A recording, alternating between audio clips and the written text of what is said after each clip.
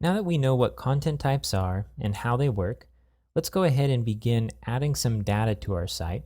And we'll start that process by creating a structure for our data using a content type.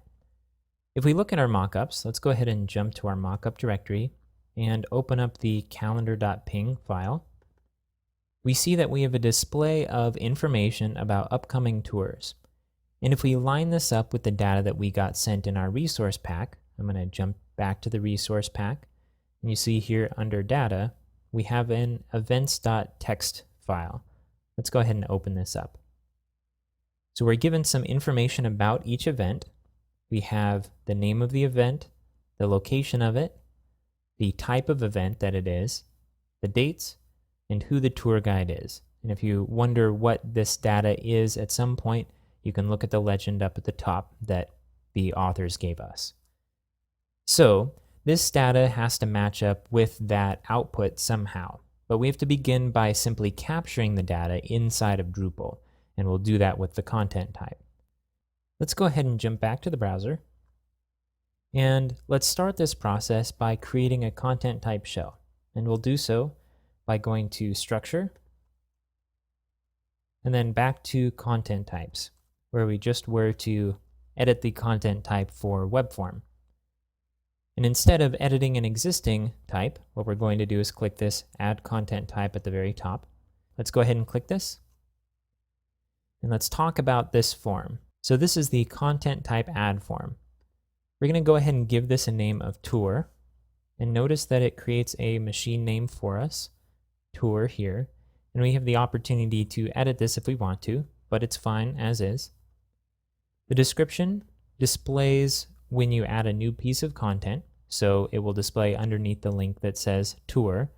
Let's go ahead and add a quick description here.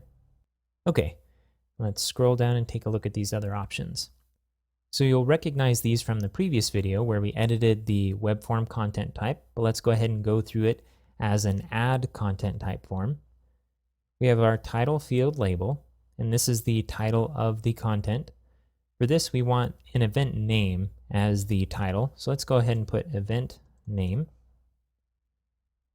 Preview before submitting. We don't really care if people preview the content before posting it, so optional is a good default for this. And let's go ahead and leave the explanation or submission guidelines empty. This simply gives us some information above the form to help people work through it. This is a good thing to come back to after people are actually using the form, and we know what some of the bottlenecks or trouble spots are. Let's go ahead and take a look at publishing options. The defaults here are good. We're going to default it to published, default it to promoted to front page. Again, this doesn't really impact us since we're not using the default homepage. And we'll leave sticky at top of lists and create new revisions unchecked. Okay, let's check display settings here. Now, since this is a general piece of information and the date it was published and who created it isn't really important, let's go ahead and uncheck this in order to hide the published by information that would normally display below the title. Let's go ahead and take a look at menu settings here.